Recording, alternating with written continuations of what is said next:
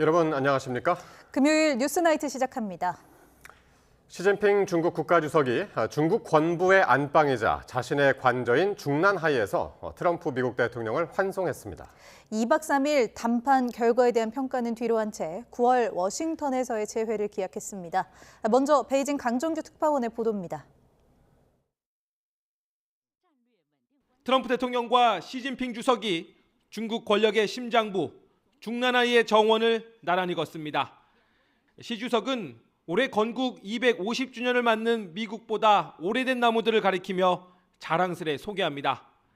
트럼프 대통령은 자신이 특별 예우를 받았다는 걸 확인하고 싶었는지 이렇게 질문합니다.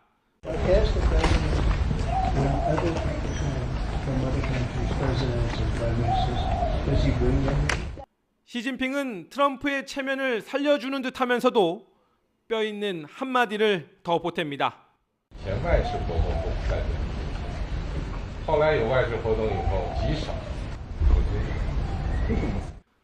차담회에선 백악관 로즈가든을 떠올린 듯 트럼프가 관심을 보인 장미의 씨앗을 선물하기로 했습니다. 또 중난하이는 자신의 업무와 생활 공간이기도 하다며 초대 배경을 설명했습니다. 宋曾先生2017年在海湖庄园对我的款待. 트럼프는 감사를 표시한 뒤 2박 3일 방중 일정을 마무리하듯 성과를 설명하기 시작했습니다. 중국과 환상적인 무역 합의를 했고 이란 전쟁에 대해서도 공감대를 이뤘다고 직접 강조했습니다. We feel very similar, right? We want that to end. We don't want them to have a nuclear weapon. We want the straits open. 두 정상은 중난하이에서 업무 오찬을 끝으로 9월 워싱턴에서 재회를 기약했습니다.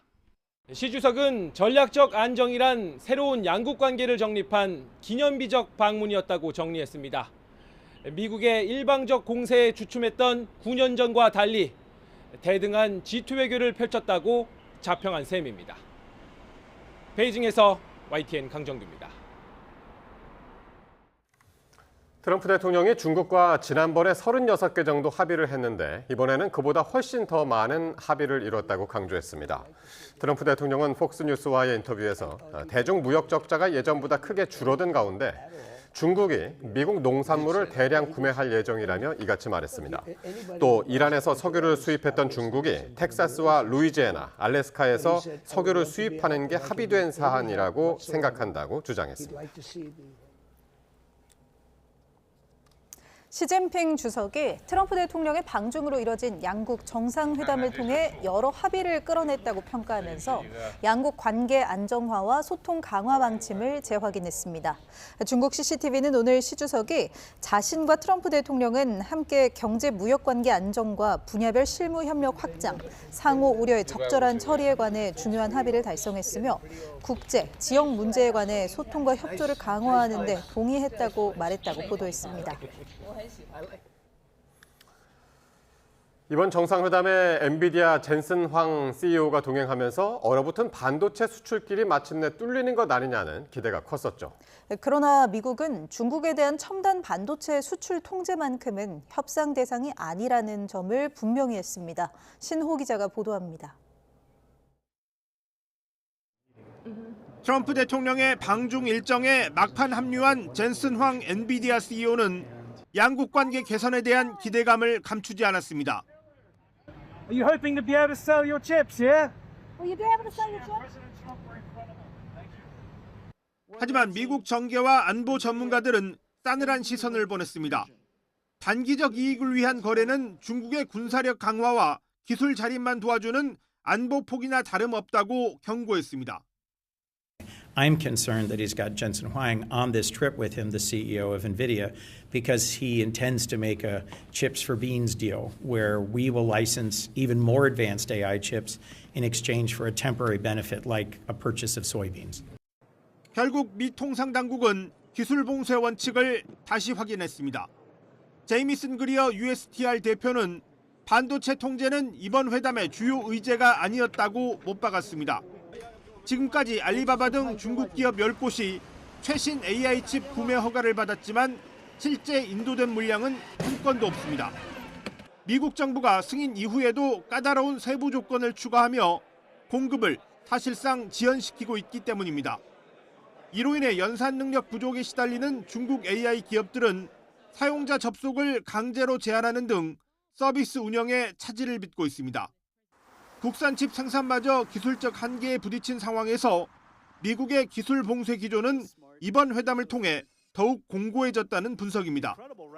주도권을 놓지 않으려는 미국과 자립을 서두르는 중국이 충돌하면서 세계 반도체 시장의 각자 도생 흐름은 더욱 거세질 전망입니다. YTN 신호입니다. 도널드 트럼프 미국 대통령이 중국 방문 도중 시진핑 국가주석과 북한 문제에 대한 의견을 교환했다고 현지 시간 15일 밝혔습니다. 이날 베이징에서 전용기를 타고 귀국길에 오른 트럼프 대통령은 기자들과 만나 시 주석과 북한에 대해 논의했다고 말했다고 로이터 통신이 전했습니다. 트럼프 대통령은 또 미중 정상회담의 주요 의제로 거론됐던 타이완 문제에 대해 시 주석과 많은 얘기를 나눴고 중국과 분쟁이 있다고 생각하지 않는다고 말했습니다. 이어 타이완 문제에 대해 어떤 약속도 하지 않았다고 덧붙였습니다. 베이징에서 열린 2박 3일간의 미중 정상회담은 모두 마무리됐습니다. 커다란 선물 보따리를 기대했던 트럼프 대통령은 미국에 맞서는 중국의 바뀐 위상만 확인한 채 귀국길에 올랐습니다. 베이징 김선중 특파원의 보도입니다. 중국에서의 9년 만의 만남은 태도부터 달랐습니다. 트럼프 대통령이 시종일관 절제된 모습을 보였다면 시진핑 주석은 단호했습니다. 이란 전쟁에 발목 잡힌 트럼프는 시작부터 주도권을 넘겨줬습니다. But we want the straits open, and we want them to get it ended because it's a crazy thing. They're a little bit crazy. When it's no good, can't have it. They cannot have a nuclear weapon. 시진핑 주석은 공개적으로 타이완 문제 경고장을 날리며 미국을 압박했습니다. 시진핑이 내세운 이른바 건설적인 전략적 안정관계는 이제 중국은 미국과 동급이라는 선언으로 읽힙니다. 新的两国关系就是建设性的战略稳定关系，这个可以说是一个里程碑式一个访问事件。 중국은 트럼프 대통령이 이란 전쟁 와중에도 베이징을 방문한다는 것 자체가 큰 성과라고 평가했습니다. 그만큼 절박했던 트럼프 대통령이지만 중국이 건넨 선물 보따리는 많지 않았습니다. 이란 문제에 공감했다고는 하지만 이란 석유는 계속 수입할 것이라며 선을 그었습니다. 투자 약속도 농산물 수입도 손에 잡히는 건 별로 없습니다. 공동 회견도 공동 선언문도 없는 초라한 귀국길. 트럼프 대통령이 절대 마시지 않던 와인까지 음미하며 애를 썼지만 결국 빈손으로 회담을 끝냈다는 지적도 나옵니다. 사실상 바뀐 중국의 위상을 확인한 만큼 넉 달 뒤 미국에서는 또 어떤 모습이 연출될지 주목됩니다. 중국 베이징에서 YTN 김선중입니다. 주요 외신들도 이번 미중 정상회담이 핵심 현안에 대한 실질적 돌파구를 마련하지 못한 채 끝났다고 평가했습니다. 이란 문제에 대한 양측의 온도차가 드러났고 타이완과 반도체 등 충돌 요인은 그대로 남았다는 분석도 나왔습니다. 로이터 통신은 트럼프 대통령이 시 주석에게 찬사를 아끼지 않았지만 별다른 성과 없이 빈손으로 귀국길에 올랐다고 보도했습니다. 미국 뉴욕타임스도 무역 분쟁이나 이란 전쟁 등 주요 현안의 해결책이 마련됐다는 징후는 보이지 않는다고 짚었습니다. 트럼프 대통령은 시진핑 주석이 이란 전쟁 종식과 또 호르무즈 해협 재개방을 위해 돕고 싶다는 뜻을 밝혔다고 전했습니다. 또 시 주석이 이란의 군사 장비를 제공하지 않겠다고 말했다고도 공개했습니다. 워싱턴에서 신윤정 특파원이 보도합니다.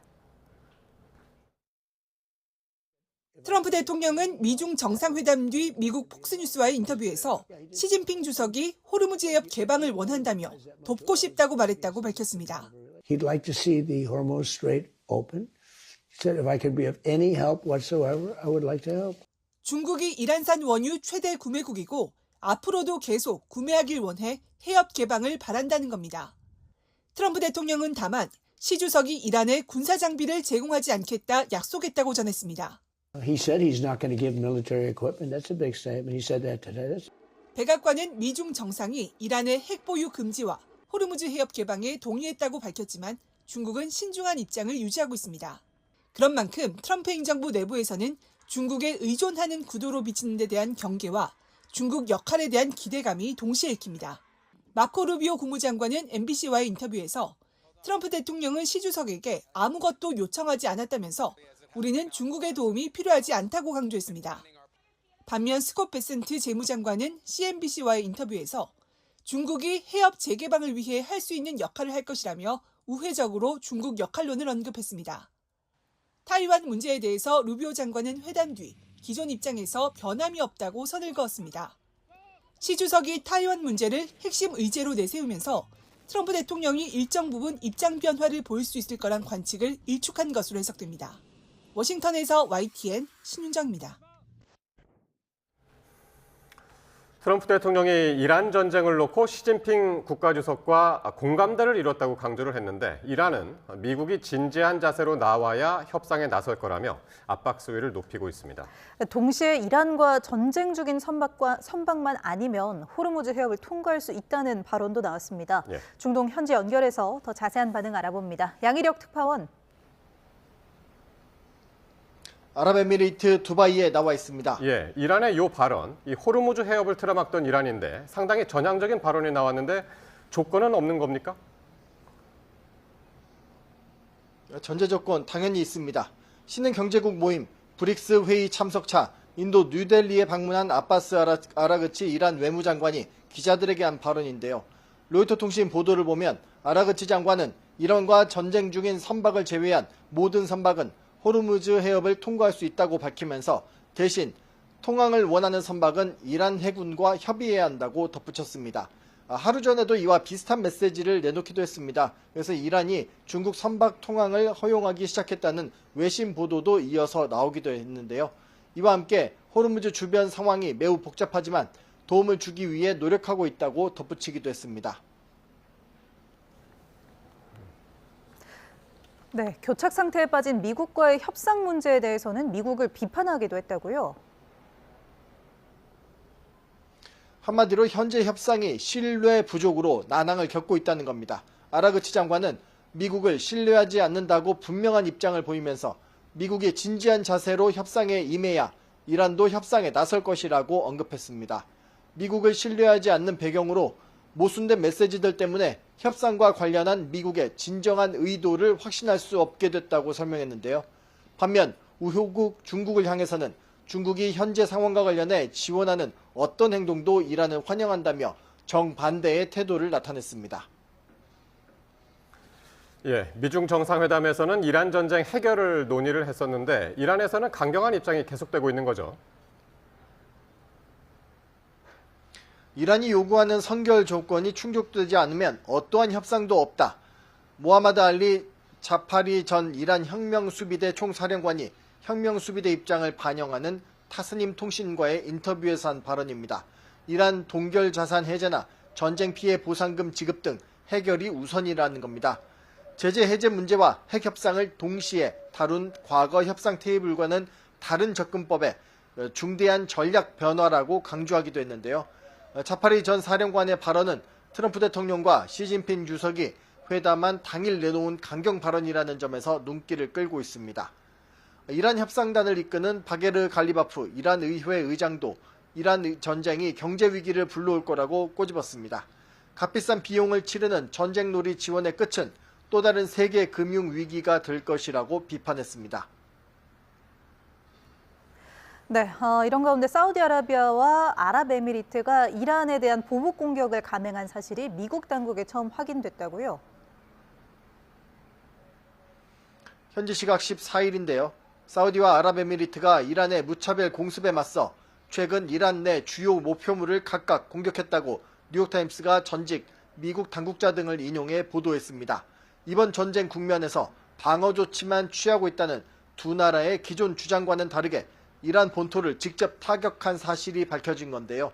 이에 대해 사실상 사우디와 UAE를 직접적인 교전국으로 만드는 결과를 초래할 수 있고 중동전쟁 전선이 걸프국 전역으로 확대될 수 있다는 우려가 이어지고 있습니다. 다만 일각에선 두 국가의 군사 행동이 중동 내 영향력을 강화하려는 트럼프 행정부의 지지를 이끌려는 전략적인 선택이라는 분석도 나오고 있습니다. 지금까지 아랍에미리트 두바이에서 YTN 양일혁입니다.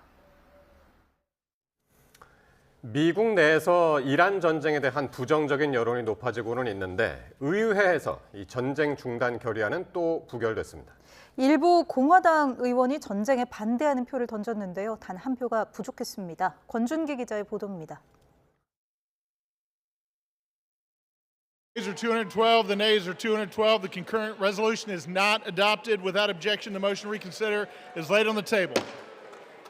미국 민주당이 주도한 이란 전쟁 중단 결의안이 가부 동수로 하원 문턱을 넘지 못했습니다. 여당인 공화당에서 3명의 이탈표가 나왔지만 과반 확보에는 단 한 표가 부족했습니다. 뉴욕타임스는 공화당 내부에서 전쟁 피로감과 트럼프 대통령의 독단적 행동에 대한 불만으로 균열이 나타나고 있다고 보도했습니다. 민주당은 결의안은 부결됐지만 끝까지 전쟁 책임을 묻겠다고 밝혔습니다. Donald Trump's reckless and costly war of choice, where billions of taxpayer dollars are being wasted, has resulted in life becoming more expensive for the American people. 상원 군사위원회에선 이란 전쟁을 지휘하고 있는 미군 중부사령관이 출석했습니다. 전쟁 초기 미나부 초등학교 폭격은 미군 공습일 가능성을 인정하면서도 다른 민간인 시설 공격 의혹은 전면 부인했습니다. 민간인 사망자가 1,700명이 넘고 학교와 병원 등도 1,000곳 이상 공습했다는 정보는 확인할 수 없다는 겁니다. The investigation on the one incident that we've had after more than 13,000 strikes is still underway. We'll certainly be transparent and release that when we can. 이란군을 괴멸했다는 주장과 달리 미사일 전력의 70%를 보존하고 있다는 보도에 대해선 사실과 다르다고 반박했습니다. 이란 미사일과 드론은 90%가 파괴됐고 해군을 재건하는 데도 10년은 걸릴 거라며 전쟁 목표는 달성됐다고 주장했습니다. YTN 권준기입니다. 나무호를 공격한 비행체 잔해가 국내에 도착해 군 당국이 정밀 분석 작업에 들어갔습니다.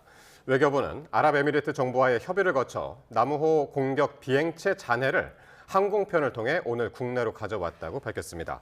정부는 비행체 잔해 분석을 통해 나무호를 공격한 주체가 어디인지를 정확히 밝혀낸다는 계획입니다. 또 공격 주체가 확인되는 대로 구체적인 대응 방안을 확정해 실행할 예정입니다. 4,400톤급 해군 구축함 왕건함이 소말리아 아덴만 해역 일대 선박 보호작전을 수행하는 청해부대 임무를 넘겨받기 위해 부산기지에서 출항했습니다. 청해부대 48진으로 투입되는 왕건함은 승조원과 특전요원, 항공대를 포함한 병력 260여 명과 다음 달 아덴만에 도착해 대해적 작전과 유사시 우리 국민 보호 임무를 수행하게 됩니다. 해군은 중동 지역 작전 환경을 고려해 대공훈련을 강화하고 대드론 체계를 보강했다고 설명했는데 향후 정부가 호르무즈 해협 정상화를 위한 다국적국 참여를 결정할 경우 청해부대의 작전 범위가 넓어질 수 있다는 관측도 나옵니다. 네, 전 세계에 이목이 쏠렸던 트럼프 미국 대통령과 시진핑 중국 국가주석의 정상회담이 마무리됐습니다. 정상회담의 주요 성과 그리고 국제사회에 미칠 파장을 전문가들과 함께 짚어보겠습니다. 네, 조한범 통일연구원 석좌연구위원, 민정훈 국립외교원 미주연구부 교수 스튜디오에 나와 있습니다. 두 분 어서 오십시오. 예, 안녕하세요. 안녕하세요. 예. 자, 트럼프 대통령하고 시진핑 주석 중난하이에서 오늘 차를 같이 마시고 또 업무 오찬을 끝으로 2박 3일 정상회담 일정을 마무리했습니다. 두 분 어떻게 보셨나요? 이번 방중에서 가장 주목했던 장면 꼽으라면요? 저는 트럼프 대통령이 다른 사람인 줄 알았어요. 보통 정상회담을 하면 예. 본인이 주도하고 그 예의, 그 리얼리티 쇼의 주인공 웃고, 근데 이번엔 거의 웃는 모습이 없어요. 말수도 적고, 특히 이제 천단공원 갔을 때 보면은 굉장히 신중하고 웃음기가 없고 뭔가 골똘히 다른 생각을 하는 사람 같았다는 거죠. 예. 그렇게 보면 이번 회담은 2017년과 비교했을 때 또는 지난해 10월 경주 에이펙과 비교했을 때 완전히 다른 모습이다. 예. 다른 사람처럼 보였어요. 지금 저게 이제 천단공원에 있던 그렇죠. 모습이었는데. 저렇지 않거든요. 웃고 말하고 떠들고 오히려 시진핑 주석 과묵한 시 주석이 말을 더 많이 하거든요. 그렇게 보면 지금 트럼프 대통령은 이란 전쟁 이 머릿속에 거의 꽉 차 있었던 것 같고 예. 그리고 2017년은 시 주석이 자금성을 통째로 하루 종일 내줬거든요. 심장부를 자기들의. 근데 저 천단공원은 자기들은 천자라고 그러잖아요. 과거에 하늘과 통하는 왕이라고. 거기 제사를 지내던 데거든요. 근데 사실은 저 천단공원 만들 때 미국은 존재하지도 않았죠. 그렇게 보면 여러 가지 면에서 트럼프 대통령은 본인이 항상 우위에서는 제가 보기에 트럼프 1기, 2기 통틀어서 저렇게 조신한 트럼프 대통령을 처음 봅니다. 트럼프. 1, 2기 통틀어서 가장 조신한 모습이었다. 네, 교수님은 어떻게 보셨습니까? 저는 박사님 말씀에 동의하면서 그걸 저는 이제 표현했던 게 우리 트럼프 대통령이 이제 외교적으로 그냥 좀 세련돼졌다. 그러니까 정말로 말씀해 주신 것처럼 이번에는 뭔가 좀 진중한 모습이 많이 보였고요. 그리고 특히 이제 환영식하고 열병식 할 때 그 모습이 굉장히 세련되게 옆에 배려하면서 따라가는 주인을 따라가면서 굉장히 의식과 격식을 잘 맞춰가면서 존중해주는 모습이 많이 보였어요. 네. 그래서 그리고 악수할 때도 이렇게 좀 강압적으로 하는 모습도 이제 없어졌고 그런 모습 보면서 굉장히 좀 외교적으로 많이 세련돼졌다. 즉 4년의 백악관 경험 그리고 이제 지금 이란 전쟁으로 이제 힘든 그런 상황도 좀 반영이 됐겠죠. 예. 그와 더불어서 이제 시진핑 주석의 여유 있는 모습. 이 부분이 굉장히 좀 인상 깊었습니다. 그래서 트럼프 시진핑 주석이 얘기할 때 좀 이렇게 좀 여유 있게 좀 뒤에 의자에 네. 기대면서 얘기를 하고 있고 또 트럼프 대통령이 이제 경청하는 듯한 이런 이렇게 바로 네. 고추 앉아가지고 이런 모습이 상당히 이채롭게 느껴졌어요. 예. 두 분 다 이제 인상적인 장면으로 공통적으로 이제 트럼프 대통령한테 이제 쏠리셨던 것 같은데. 어쨌든 트럼프 대통령은 이번 무역 협상 결과가 상당히 이제 환상적이었다. 만족감을 드러냈고요. 시진핑 주석도 이번 방중을 역사적이고 상징적인 방문이라고 이제 평가를 했습니다. 실제로도 그만큼 회담 성과가 있었다고 보시는지요? 저는 전혀 동의 안 합니다. 왜냐하면 역사적인 무역 합의인데 보잉 주가가 왜 떨어집니까? 지금 보면 사실상 합의라는 게 별로 없다. 보잉 200대 샀다고 그러지 않았나요? 500대 기대했거든요. 그다음에 2017년에도 300대를 사갔거든요. 근데 지금 말하는 것과 실제로 사가는 건 다른 얘기예요. 2017년에도 300대 계약을 했지만 코로나 핑계로 중국이 사간 건 50대밖에 안 됩니다. 그러니까 약속조차도 시장에서는 500대를 기대했는데 500대 안 됐거든요. 그리고 지금 5B, 소고기, 콩, 보잉, 그다음에 무역위원회, 투자위원회. 자, 무역위원회, 투자위원회는 지금 결과가 아니죠. 협의해야 되는 거니까. 콩 어차피 사가는 거 이것도 유예예요. 영원히 사간다는 것도 아닙니다. 그다음에 소고기 어차피 사가야 되거든요. 보잉. 그렇게 보면 2017년에는 무역 금액이 중국이 준비했던 게 2,500억 달러입니다. 미국 상품만 사가는 게 한 800억 달러 됐거든요. 이번은 상당히 못 미친다. 예. 그리고 특히 이제 양측이 핵심적인 지금 중국이 목마른 건 첨단 기술, 특히 칩, 반도체거든요. 이거 푸른 것 같지 않아요. 근데 미국이 목마른 건 히터리거든요. 히터리 중국이 푸른 것 같지 않거든요. 양쪽 다 상대의 치명상을 입힐 수 있는 카드를 가지고 있는 상황에서 상황 관리였다. 그러니까 지금 트럼프 대통령이 지난해 관세에 칼날을 휘둘리면서 우리 3,500억 달러 투자 받아갔잖아요. 일본은 더 많이. 이유는 중국은 아닙니다. 지금 관세가 합의된 바가 없어요. 그렇게 의무적으로 투자하는 금액은 1달러도 나온 게 없고요. 더 큰 건 뭐냐면 시 주석도 뭐 부동산 침체, 내수 위축 좋은 상황은 아니죠. 그러나 중국을 압박할 수 있는 카드가 I love 관세 카드가 없거든요. 이파 국제비상경제권한법 지난해 25% 15% 때렸던 거 위법. 그다음에 무역법 122도 대체했던 글로벌 관세 10% 위법. 가처분으로. 그러니까 관세라는 카드로 중국을 압박할 수 있는 카드가 지금 없거든요. 그렇게 보면 지금 양측이 그냥 상황 관리, 서로 치명상을 입히지 않을 정도의 체면 치레를 했던 거지. 그러니까 보잉의 주가가 떨어진 게 모든 걸 말해준다. 그러니까 상당히 이제 뭐 투키디데스도 나왔고 예. 상당히 이제 화려한 말잔치들은 있었는데 실질적인 성과는 양측 모두 거두지 못했다. 그렇게 보시는 것 같네요. 말잔치에서도요. 네. 투키디데스 함정이라는 건 그리스 펠로폰네소스 전쟁, 기존의 강국 아테네, 떠오르는 스파르타가 충돌한 거거든요. 둘이 급이 같아요, 체급이. 근데 시진핑 주석은 나하고 미국하고 체급이 같은 거야 이 얘기를 했는데 트럼프 대통령은 뭐라고 동문서답으로 앞으로 중국과의 관계 좋아질 거야 이렇게 말했거든요. 그렇게 보면 중국도 여유로운 건 아니지만 트럼프 대통령이 상당히 편치 않고 여유가 없는 상황에서 갔기 때문에 여러 가지 면에서 여유가 없는 모습을 연출했다 이렇게 볼 수 있죠. 알겠습니다. 네, 이렇게 여유가 없는 모습을 좀 보여줬다고 말씀해 주셨는데요. 이렇게 방중 사흘째를 끝으로 트럼프 대통령은 정상회담의 일정을 모두 소화했습니다. 이번 회담을 훌륭한 합의라고 이렇게 말로는 높이 평가했는데 네. 시진핑 주석은 전날 천단공원에 이어서 이번에는 자신의 관저가 있는 중난하이로 트럼프 대통령을 초청하면서 또 일정에 공을 들이기도 했습니다. 두 정상의 모습 화면으로 먼저 함께 보시죠. 트럼프 대통령과 시진핑 주석이 중국 핵심 지도부의 집무 공간 중난하이의 정원을 산책합니다. 중난하이, 중국 최고 권력층의 상징 공간으로 미국 대통령으로는 처음으로 1972년 리처드 닉슨 대통령이 이곳을 찾아 마오쩌둥 당시 주석을 만나며 미중 대탕트를 이룬 역사적 장소기도 합니다.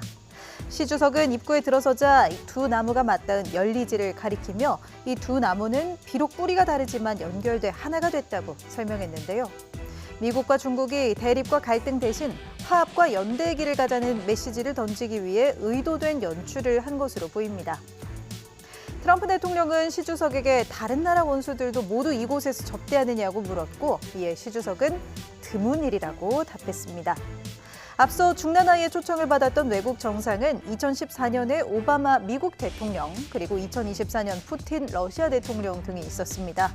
두 정상, 중난하이에서는 전날의 천단공원 때보단 표정이 한결 밝아진 모습이었는데요. 전날 뼈있는 발언이 오갔던 정상회담 직후에는 두 정상 모두 크게 굳은 표정으로 나타나 전 세계의 주목을 받기도 했죠.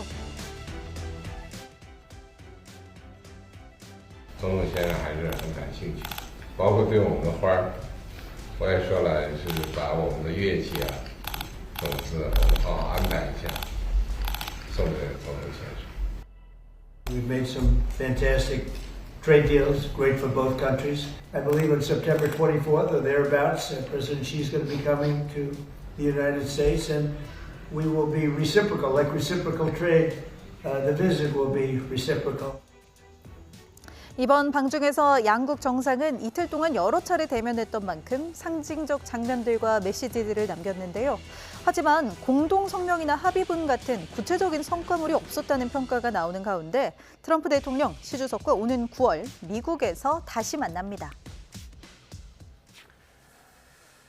그렇습니다. 뭐 성과는 모르겠는데 어쨌든 상당히 이제 볼거리는 풍성했던 그런 2박 3일 동안의 이제 미중 정상회담이 아니었나 싶습니다.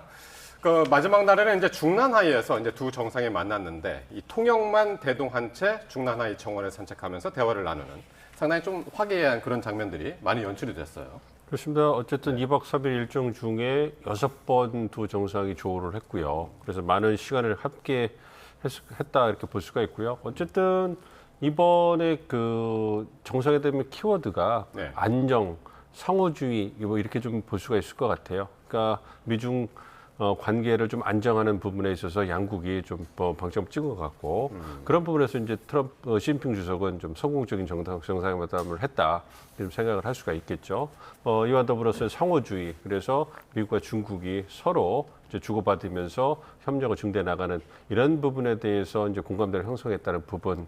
그러니까 중국 입장에서는 그런 부분이 나쁘지 않죠. 어쨌든 미국과 중국이 이제 어깨를 나란히 하는 강국이 됐다. 이거를 다르게 표현하는 그러한 방법일 수도 있고요. 또 말씀해 주셨던 뭐 투키디스 뭐 함정이라든지 세계 질서의 변화, 뭐 G2 시대 이런 얘기를 하면서 중국은 이번 정상회담을 통해서 안정화에 성공을 했고 안정화를 확인을 했고 이와 더불어서 중국의 어떤 그 높아진 달라진 위상을 확인했기 때문에 그것만 해도 어떤 뭐 실질적인 무슨 뭐 무역에 있어서 관세를 낮추거나 이런 걸 하지 않았어도 상당히 많은 것을 중국을 얻어간 이런 부분이 있는 거죠. 그래서 시진핑 주석으로서는 주인으로서 중요한 그 장소들을 다 공개하면서 어떤 새로운 관계를 정립하거나 안정화하는 데 있어가지고 톡톡히 효과를 본 것이 아닌가 생각하고 있습니다. 네, 저렇게 그 중난 하이로 트럼프 대통령을 이제 초대를 했는데 이곳이 중국 최고 지도부의 집무 공간이기도 하지만 거주 공간이기도 합니다. 그러니까 권력의 핵심부 같은 공간인데 이곳을 이제 2014년 오바마 대통령, 2024년 푸틴 대통령 이후에 정말 오랜만에 또 이렇게 초대를 한 것 같아요. 근데 저는 이제 저기서 그 열리지가 눈에 익었어요. 네. 나무 말씀하시는 거죠? 그 두 개 열리지는 이제 두 서로 다른 나무가 붙어서 하나가 되는 거잖아요. 네. 근데 저게 은연중에 그 바로 입구에 있는 열리지인데. 뿌리가 두 개인데 이제 그렇죠. 결국에는 하나가 되는. 예. 근데 저 얘기는 뭐냐면 결국 계속 주는 메시지는 중국은 미국과 동급이라는 얘기예요. 같은 급이라는 얘기입니다, 지금. 네. 그러니까 보면 사실 이번의 흐름도 제가 보기에는 아직은 중국 미중 전략 경쟁을 봤을 때 지금 양측 격차가 더 좁혀진 건 아닙니다. 왜냐하면 2021년 물론 강달러도 있지만 기준으로 미국의 GDP의 76%까지 중국이 따라왔는데 지난해는 한 65% 정도로 오히려 격차가 좀 벌어졌거든요. 중국도 커졌지만 미국도 볼륨이 커졌기 때문에. 그런데 2017년보다 왜 지금 트럼프 대통령이 저렇게 공세적이지 않은 모습이냐고 저는 리더십 리스크라고 봐요. 왜냐하면 이번에 방중도 트럼프 대통령이 지난해 무차별적인 관세 전쟁을 시작했고 그런데 2017년과 다르게 시진핑 주석은 준비했거든요.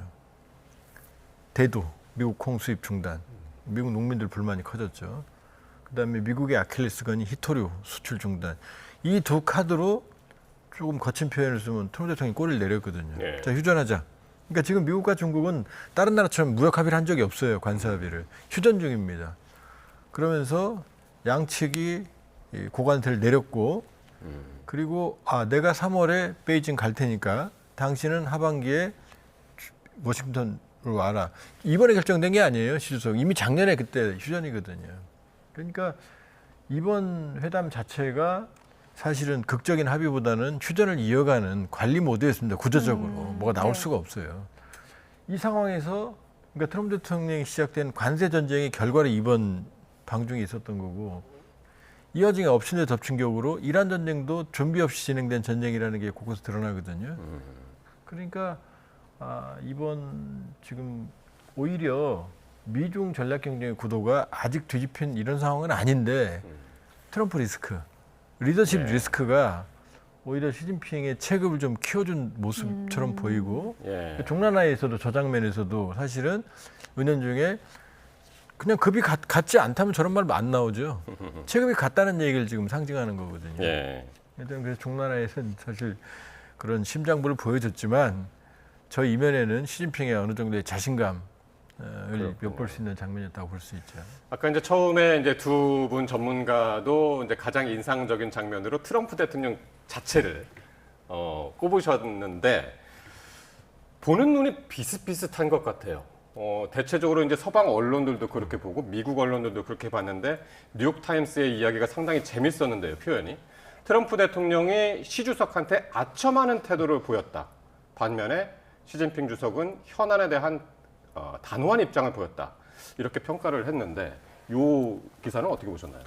그러니까 뭐 어느 정도 뭐 분위기는 좀 공감하는 부분이 있는데 뭐 아첨까지 가겠습니까? 현안에 있어서 트럼프 대통령이 원하는 게 많잖아요. 그 중국 측에 요구할 게 많기 때문에 아무래도 좀 부탁하는 입장이다 보니까 좀 어떻게 보면 좀 굉장히 좀 신중한 모습을 보여준 거고 이제 중국 입장에서는 아무래도 협상력이 높아졌으니까 단적인 측면에서는 좀 그 단호한 모습을 보여줄 수가 있었겠죠. 예. 그렇지만 조원 박사님 말씀해 주신 것처럼 미중 전략 경쟁에서 그리고 미국과 중국의 국력을 보면 여전히 미국이 우위에 있어요. 그렇기 때문에 그런 부분에서 이제 중국이 이제 대응하는 입장에서 열세를 만회하려는 이런 모습을 보여주는 건데 사실 이것은 그 오바마 행정부 때 신형 대국 관계를 2010년대 초반에 시진핑 주석이 권력을 잡고 나서 미중 정상회담에 얘기하면서 어떤 그 미국의 어떤 그 불쾌함과 견제를 강화시킨 그런 게 있는데 그거를 굉장히 연상시키는 그러한 회담이라도 볼 수가 있어요.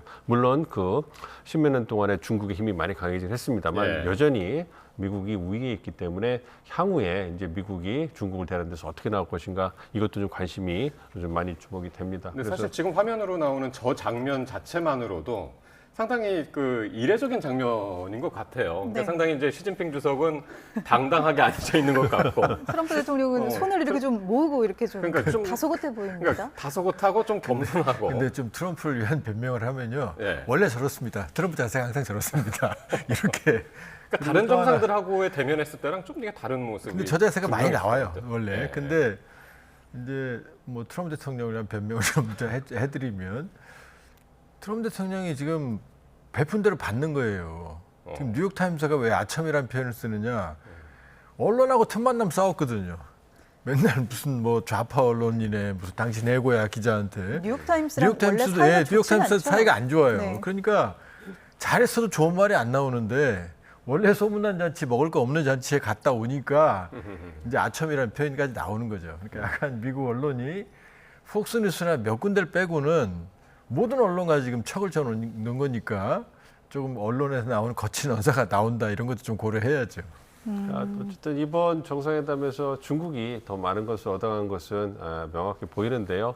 그렇다고 해서 말씀드리고 싶은 거는 미중 간의 어떤 격차가 이 정상회담을 계기로 해서 뭐 줄어든다든가 극하고 변화를 거두기는 어렵다. 그렇지만 이게 단기적으로 이제 미국 트럼프 대통령에게 워낙 불리한 상황이 현안이 많이 있기 때문에 그 부분이 작동을 해서 이제 중국이 미국과 동등한 위치에 올라온 거 아니냐 이러한 그 모습도 보이긴 했는데 아직까지는 격차가 있다고 생각합니다. 사실 중국 입장에서는 이렇게 뭐 열리지 비유를 들면서 대등한 모습만 보여줘도 사실 중국 입장에서는 상당히 잘한 외교처럼 비춰질 수 있잖아요.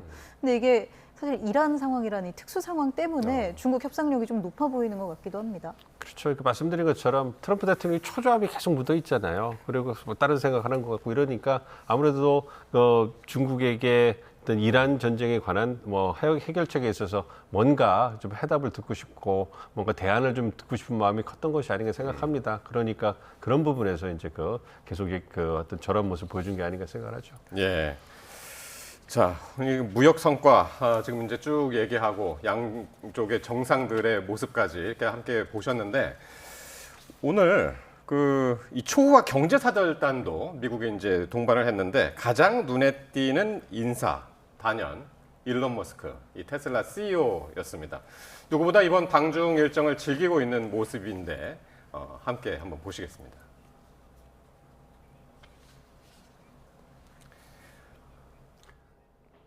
자, 그제 서우두 공항에 도착했을 때 에어포스 원에서 국무위원들보다도 먼저 내리면서 주목을 받았습니다. 일론 머스크. 어제 만찬이 있었던 인민대회당의 아들과 함께 등장해서 눈길을 끌었는데요. 이 머스크의 6살 아들 엑스입니다. 이름이 엑스예요. 중국풍의 조끼하고 가방을 메고 아빠의 손을 잡은 모습이 영락없는 장난꾸러기처럼 보이는데요. 엑스가 공식적인 자리에 등장한 건 이번이 처음이 아니죠. 지난해 이 트럼프 행정부의 정부 효율부 수장에 임명된 아버지를 따라서 이렇게 백악관에 종종 등장하기도 했습니다. 장난기 가득한 거는 아버지 머스크도 마찬가지입니다. 이 공식 행사 자리에서 360도 빙글빙글 돌면서 휴대전화로 촬영하는 모습을 보이기도 했고요. 어제 만찬장에서는 수많은 인사들의 이 사진 촬영 제안에 여유롭게 익살스러운 표정으로 응하면서 스타성도 보였습니다. 오른쪽에 보이는 인물이 이제 중국 샤오미의 려우진 회장인데요. 샤오미 회장에게도 일론 머스크는 스타처럼 느껴졌나 봅니다. 네, 샤오미 회장도 일론 머스크와의 셀카는 못 참네요. 네, 본 것 같습니다. 6살 아들의 이름도 좀 특이해요. 풀네임이 XAC A12입니다. 6살 소년인데 이 아들을 데리고 등장하면서 외교 무대가 사실 좀 엄숙하잖아요. 이번 외교 무대 특히 좀 엄숙하기도 했는데 좀 파격적인 장면을 보여줬다는 평이 많습니다. 그렇죠. 사실 우리 민 교수님이 이제 미국 정치는 잘 아시고 그 전공하셨는데 문화가 많이 다르죠. 왜냐하면 저는 더 황당한 게 지금 이란 협상하는데 사이 쿠시너가 가잖아요. 직함이 없거든요. 직함이 없는데 사이가 하고 지금 저렇게 아이를 데리고 나오고 중국은 저렇게 절대로 못하죠. 그러니까 미국적인 어떤 자유분방함인 것 같고 저는 개인적으로는 머스크보다는 젠슨왕이 더 눈에 갔어요. 물론 젠슨왕이 뭐 길거리에서 짜장면 먹기도 했지만 이번에 가서 그랬습니다. 여기 와서는 우리 그때 이재용 회장, 정의선 회장과 치맥을 했잖아요. 이번에는 가서 짜장면을 먹더라고요, 길거리에서. 그 짜장면 제가 저기 우리 짜장면하고 좀 다른 걸 알고 있는데 근데 그 장면보다는 젠슨왕이 원래 수행단에 없었거든요. 그런데 알래스카에서 그러니까 에어포스 원이 내렸어요. 젠슨왕을 위해서. 그래서 알래스카에서 온 젠슨왕을 태우고 갔거든요. 그게 촌극이다. 그러니까 그 정도로 이번 정상회담도 제가 보기에는 이란 전쟁도 준비가 안 됐고 관세 전쟁도 제가 보기에는 아주 준비된 아주 치밀한 싸움이 아니었거든요. 지나고 보니까. 그러고 보면 젠슨왕도 부랴부랴 젠슨왕 없다고 빨리 오라 그래 라고 했으면 이걸 임하는 트럼프 대통령의 준비성이 얼마나 제가 보기엔 부족했는지. 그리고 결국 젠슨왕이 갔지만 젠슨왕이 대표하는 GPU, 이 AI 시대의 핵심적인 칩, 이것도 합의를 못 봤거든요. 그냥 젠슨왕 가기만 한 겁니다. 그러니까 어떤 역할을 했는지 모르겠지만 현재까지는 뭐 짜장면 먹은 역할 외에는 좀 확인되는 게 없거든요. 그러니까요. 이 칩에 대해서 이 중국 공급될 거다 이런 청신호도 좀 있지 않을까 했는데 아직까지 이렇게 확인된 내용이 없는 것 같아요. 좀 지켜봐야 될 것 같아요. 트럼프 대통령이 어쨌든 예전 36개 이상의 어떤 계약을 체결했다, 뭔가 기업 간의 어떤 딜이 있었다 이 얘기를 했기 때문에 그 부분이 구체적으로 어떤 건지 좀 확인이 필요한 상황이라고 보고 있습니다. 그러니까 경제적인 부분에서도 물론 에너지라든지 소고기, 대두 수입을 증대하는 것 이거 이외에도 이제 미국 주요 기업 1위에서 32의 CEO들이 이번에 다 동행을 했거든요. 그리고 이제 그 카운터파트들을 만났을 거라고 생각을 하고 있기 때문에 그 부분에서 어떠한 성과가 나왔는지 아직 발표가 되지 않았어요. 그래서 그 부분을 주목해 보고 있는 거고요. 이 어떤 IT 기업이라든지 반도체라든지 이런 핵심 기술 기업들 이외에도 금융기업들의 CEO도 갔단 말이에요. 그래서 뭐 비자라든지 뭐 시티은행이라든지 이러한 금융 CEO로 갔는데 과연 어떤 그 중국의 금융 철옹벽을 좀 뚫는 계기가 됐는지 이런 부분도 관심이 많이 가거든요. 그래서 이제 트럼프 대통령이 이제 돌아오는 길이니까 이제 조만간 소셜 미디어라든지 아니면 백악관을 통해 가지고 공식 결과가 나올지 않을까 좀 생각하고 있습니다. 그걸 보면 이제 우리가 좀 알고 있는 것 이외에 어떠한 성과를 거뒀는지 좀 볼 수가 있기 때문에 지켜봐야 될 것 같습니다. 자, 그리고 이번 이제 미중 정상회담에서 이제 외교 문제 관련해서는 타이완 문제가 이게 빼놓을 수 없는 관심사였는데 아주 그 정상회담 직전에 시 주석이 굉장히 강하게 이야기를 했죠. 이게 잘못하다가는 이제 충돌로 갈 수도 있는 문제다. 그래서 그런지 미국에서는 공식 답변이 나오진 않았는데 다만 이제 루비오 장관이 정책 변경은 없다. 타이완에 있어서 이렇게 이제 이야기를 했습니다만 요 타이완 문제에 대해서는 어떻게 보셨습니까? 타이완 문제가 사실은 내관이었던 게 지금 요 직전에 4월에 이 라이칭더 대만 총통이 지금 하나의 중국 원칙에 의해서 대만은 유엔에서 지위를 상실했고 외교를 하기가 어려워. 우리도 단교했거든요. 왜냐하면 중국이 우리하고 수교하려면 대만과 단교에 이게 조건이거든요. 그래서 대만은 전 세계적으로 수교국이 13개밖에 안 됩니다. 근데 13개가 다 우리가 모르는 작은 나라들이에요. 아프리카의 유일한 수교국을 라이칭더 총통이 방문했거든요. 이게 중국의 심기를 불편하게 했어요. 그것도 어떻게 갔냐면 이 아프리카의 이 작은 나라, 남아프리카 공화국 옆에 붙어있는 조그만 소국인데 그런데 이 국가를 방문한다고 그러니까 중국이 막았어요. 라이칭더 총통 비행기가 기착을 하는 나라는 다 경고를 했거든요. 개착시키기만 해 이렇게. 그래서 못 가게 됐거든요. 근데 이게 코미디가 007 작전으로 그 아프리카에 있는 국가가 전용기를 보내줬어요. 그 이 비행기를 비밀리에 타고. 그래서 중국이 대만에 대해 상당히 신경이 곤두서 있었고, 또 직전에 미국이 7년 만에 공급한 M1 A2 탱크, 대만형 탱크 108대를 모두 제공을 해서 이제 완편이 됐거든요. 이 두 가지가 사실 상당히 중국의 심기를 건드린 상황이었거든요. 그런 상황에서 대만 문제에 대해서 직접 트럼프 대통령 면전에 관리 잘못하면 우리 충돌한다. 네. 중국에서 충돌이란 말은 전쟁이란 말입니다. 중국말로. 물리적인. 굉장히 강하게 말한 거거든요. 근데 트럼프 대통령은 답변을 안 했습니다. 오히려 루비오가 뭐 대만에 관한 입장은 변함이 없다. 네. 뭐 그 얘기밖에 할 말이 없죠. 그러니까 대만과 단견을 하지만 중국과 수교하면서 미국이 네. 대만 관계법을 체결해서 대만의 방위는 지원한다. 이게 핵심 골격이거든요. 그 원칙은 변함이 없어요. 그래서 이제 그 양국의 기자들도 너무나 이제 궁금했고, 그래서 이제 출국 전에는 트럼프 대통령이 대만, 타이완 얘기 분명히 할 거다라고 했는데 네. 오늘 기자들이 물어보니까 중국은 아름답다라고 얘기를 했습니다. 답변을. 그러니까 왜 그런 답변을 했을까요? 좋게 해석을 하자면 트럼프 대통령이 외교적으로 굉장히 좀 능숙난해졌다 이렇게 볼 수 있는 거고, 아니면 다른 편으로 본다면 이제 이번에 중국의 협상력이 높아졌기 때문에 대만이 가장 핵심적인 중국의 이익이라고 하니까 그 부분에서는 침묵을 지킨 것이 아닌가. 그러니까 어떤 대응을 하거나 반박을 한다면, 그렇다면 얻을 것이 더 많은 미국 입장에서는 네. 아무래도 좀 신중할 수가 있기 때문에 그런 부분에서 이제 말을 아예 안 하면 네. 그러면 미국이 어떤 생각을 갖고 있는지 확인할 수가 없잖아요. 그러니까 외교적으로는 네.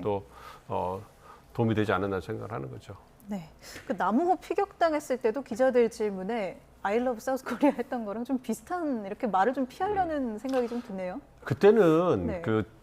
굉장히 소음이 많은 바깥에서 기자들이 질문했을 때 잘 못 들었던 것 같아요. 트럼프 대통령이. 그렇기 때문에 사우스 코리아만 듣고 그냥 일반적인 얘기를 한 것 같고, 네. 이번에는 분명히 앞에서 얘기를 했기 때문에 그 부분에 있어서는 좀 회피하는 발언을 한 것이 아닌가 좀 생각해요. 그래서 트럼프 대통령이 인지 능력에 문제가 있다던가 이런 부분은 아니라고 생각을 하고 있고요. 그만큼 민감한 사안이고 대답하기 곤란한 이런 부분이기 때문에 입을 닫아버리고 다른 얘기를 한 거고, 대신에 루비오 장관이 미국의 대만 정책의 기존을 변함이 없다 얘기를 해가지고 어떤 국내 오디언스를 위한 그러한 대비책을 마련한 것이 아닌가 생각하고 있습니다.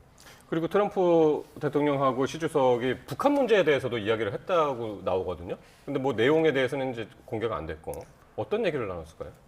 지금 이 왕이 부장이 지난달에 북한을 방문했잖아요. 왕이 외교부장이. 지난달에. 예, 지난달에. 근데 김정은을 만났습니다. 근데 지금 왕이 부장이 지금 한가한 사람이 아니거든요. 그러니까 북한을 갖고 모종의 메시지를 전달했을 가능성은 있다. 그러니까 그때 왕이 부장 갔을 때 그러면 트럼프 김정은의 세컨드 라운드, 2라운드가 이번에 있는 거 아닌가? 사전에 의제 조율을 하는 이런 평가들이 일부 있었거든요. 네. 그러나 지금 상황을 보면 이란 전쟁이 예상보다 장기화되고 있고 꼬였고, 그 다음에 지금 여러 가지 미중 간의 현안들이 산적해 있고, 그렇다고 보면 트럼프 대통령이 지난번 경주 APEC 지난해 10월에 왔을 땐 제가 듣기로 김정은이라는 이름을 대여섯 번 했거든요. 네. 근데 이번 한 번도 얘기 안 했거든요. 뿐만 아니라 가기 전에도 지금 김정은이라는 이름을 트럼프 대통령 입에서 들은 지가 꽤 오래됐어요. 굉장히 오래됐습니다. 네. 아마 거의 APEC 끝나고 그 직후 이후에 별로 못 들은 기억이 맞아요. 없거든요. 그래서 예. 이게 어디서 지금 이야기가 나왔냐면 트럼프 대통령이 이제 전용기 타고 미국으로 돌아가는 그 비행기 안에서 얘기를 한 겁니다. 북한 얘기를 했는데 거기까지밖에 이제 지금 기사가 안 나왔어요. 로이터 통신이 이제 보도한 건데, 더 이상 이미 신화통신에서는 보도를 했습니다. 북한 포함해서 우크라이나, 이란 전쟁 모두 다 포괄적으로 거기 북한이 들어 있었거든요. 그런데 백악관 쪽의 얘기는 그 얘기가 없었거든요. 근데 지금 나오는 이제 얘기가 트럼프 대통령이 했다. 이 얘기는 왕이 부장이 지난번 방북했던 얘기였을 가능성이 있다. 그러니까 뭐 회동은 불발됐지만 접촉은 아마 메시지는 전달이 되지 않았을까. 왕이 부장을 통한 간접적인 이렇게 추론해 볼 수 있죠. 네, 이렇게 많은 의제가 있었지만 가장 또 시기적으로 세계가 주목한 게 바로 이란 전쟁을 끝낼 실질적인 해법이 나올지 여부였을 텐데요. 이 부분 관련해서 트럼프 대통령의 발언 일단 듣고 오겠습니다. He would like to see a deal made. He would like to see a deal made. And he did offer. He said, if I can be of any help at all, I would like to be of help. Because, He did say that. Yeah, he did say that. He said he's not going to give military equipment. That's a big statement. He said that today. That's a big statement. He said that strongly. But at the same time, he said, you know, they buy a lot of their oil there. 이란 관련해서는 중국보다는 트럼프 대통령 입을 통해서 나온 얘기가 거의 대부분입니다. 그러니까 시진핑 주석이 이란 전쟁 관련해 가지고 돕고 싶은 게 있으면 도울 것이다라고 이야기를 했고 군사적인 지원을 이란에 하지 않겠다 약속을 했다. 이제 이렇게 이제 트럼프 대통령이 얘기했단 말이에요. 근데 중국 정부는 여기에 대해서 이제 원론적인 이야기만 이제 했었던 것 같고 중국의 지금 입장은 어떤 걸까요? 중국은 미국과 이란의 입장을 다 고려하는 것 같아요. 아무래도 추정의 얘기긴 합니다만 상황을 봐서 정황상 중국이 보다 적극적인 중재 역할, 어떻게 보면 보증을 해주는 역할을 할 가능성이 높다고 보고 있기 때문에 그래서 백악관에서 발표한 걸 보면 이란의 핵을 불허하는 것 그리고 호르무즈 해협을 개방하는 것에 미중 양 정상이 동의했다. 뭐 이런 그 보도가 나오는데 말씀해 주신 것처럼 중국 측에서는 그런 보도가 거의 없단 말이에요. 그러니까 그렇다고 해서 트럼프 대통령이 좀 과장되거나 허풍을 하는 그런 그 기질이 있다 하더라도 아예 없는 얘기를 하진 않았을 거란 말이에요. 그렇다 보면 두 정상 간에 그러한 그 논의가 있었던 거라고 생각을 하고 그럼에도 불구하고 이제 중국 입장에서는 이란의 입장을 고려해서 좀 신중한 태도를 보이는 것이 아닌가 생각을 합니다. 그래서 개인적으로 기대할 때는 트럼프 대통령에게 핵무기를 불허한다는 것을 핵값을 불허한다는 걸 얘기를 했기 때문에 이제 그 미국도 이란이 어떤 그 갖고 있는 핵 역량을 발전시켜서 핵무기로 전용할 가능성이 있다. 이 부분에 대해서 신뢰를 못하는 거잖아요. 그 부분에 있어서 중국이 좀 보증을 써주는 부분. 그리고 이제 이란도 미국을 신뢰하지 못하니까 아무래도 중국이 그걸 보증하면서 신뢰를 보증하면서 협상장으로 나가라. 이런 역할을 하기 위해서 이제 미국과 어떤 그 얘기를 하고 또 이란도 그 이번 미중 정상회담 전에 이미 중국과 어떤 그 메시지를 주고받지 않았습니까? 그렇기 때문에 그런 부분에서 신중한 입장을 보이고 있긴 하지만 그래도 마지막으로 협상의 교착 상태를 이제 풀 수 있는 마지막 역할을 중국이 하려고 하는 것이 아닌가. 그렇기 때문에 미국에게는 그 미국이 원하는 걸 주고 이란의 입장을 고려해서 신중한 메시지를 관리하는 것이 아닌가 생각을 하고 있습니다. 네, 조금 전 그 트럼프 대통령의 발언 중에서도 이제 중국이 이란의 군사적인 지원은 하지 않을 거다 이렇게 선언을 했다고 했지만 그래도 이란산 원유는 이제 계속 사겠다는 입장이잖아요. 그러면 어쨌든 전쟁의 자금줄이 계속 돼주는 거 아닌가요? 지금 자막으로 나오는 말들이 다 공자님 말씀이에요. 왜냐하면 이란은 한 번도 본인들이 핵무기를 가진다고 얘기한 적이 없어요. 그리고 NPT 체제에서는 그 어느 국가도 핵무기를 가질 수 없습니다. 시진핑 주석이 이란 핵무기 가질 수 없다 그렇게 얘기해도 이란이 기분 나빠하지 않아요. 왜냐하면 속으로는 가지고 싶어 해도 겉으로는 그렇게 말 안 하니까. 그런데 이란은 이미 이란에 대해서는 중국이 입장을 밝혔습니다. 이거 전에 뭐냐면 아라가치 해무장관과 왕이 부장이 중국에서 만났을 때 중국 입장이 뭐냐? 이란의 평화적 핵 주권을 인정한다 그랬거든요. 그 이란 편이라는 얘기입니다. 우라늄 농축을 중단시키고 싶어하는 미국 입장과 다르게 우라늄 농축은 이란의 권리라는 얘기를 인정한 거거든요. 그다음에 저에게 뭐 이란 핵무기 불허의 동의, 저건 의미 없는 얘기입니다. 공자님 말씀입니다. 예를 들어서 대한민국이 핵무기 가진다 그러면 미중 정상이 만나서 안 된다고 말할까? 똑같은 거거든요. 어느 국가도 저렇게 말할 수밖에 없는 거거든요. 그다음에 이란의 군사무기 판매 지원 안 한다 하면 안 돼요. 이란이 제재를 받고 있으니까. 중국은 러시아에도 군사무기 지원 안 한다는 입장입니다, 지금. 근데 이란이 한다고 하겠습니까? 그건 아닌 거죠. 그러나 트럼프 대통령이 가기 전에 그랬거든요. 이란 얘기 할 거냐 안 한다고 그랬거든요. 분명히. 근데 지금 나오고 나서 이란 얘기만 계속 하잖아요. 자, 어떻게 볼 수가 있냐면 트럼프 대통령이 정상회담 끝나고 돌아가는 즉시 푸틴 대통령이 20일 베이징에 가거든요. 그러니까요. 하루 방문으로. 지금 푸틴 대통령이 바쁘거든요. 우크라이나 전쟁 쉽지 않거든요. 그다음에 파키스탄의 샤리프 총리도 또 갑니다. 그러면 이미 아라가치 재무장관은 샤리프 총리도 만났고 파키스탄 가서 푸틴도 만났습니다. 네. 지금 중국도 갔고요. 그럼 이란 전쟁 끝내는데 필요한 이란 편에선 팀들이 다 베이징에 모이는 거거든요. 그렇다면 이번에 많은 얘기들을 했을 거다.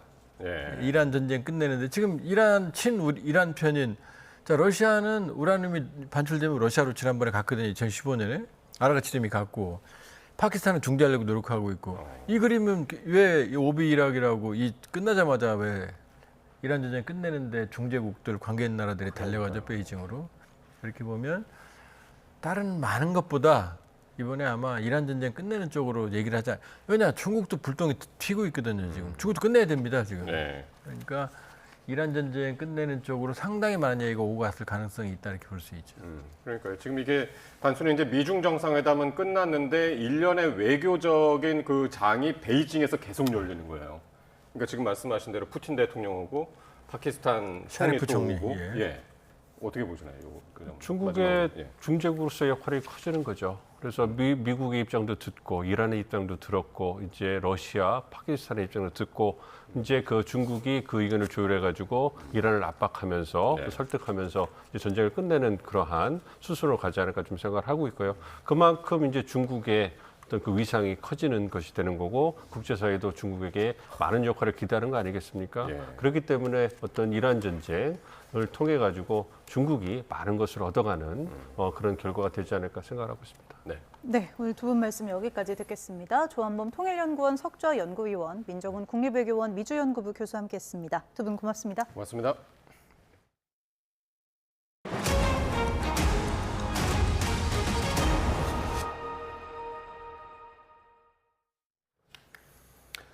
전영현 부회장 등 이 삼성전자 경영진들이 직접 이 평택 캠퍼스에 있는 노조 사무실을 찾아서 대화를 재개하자고 설득에 나섰습니다.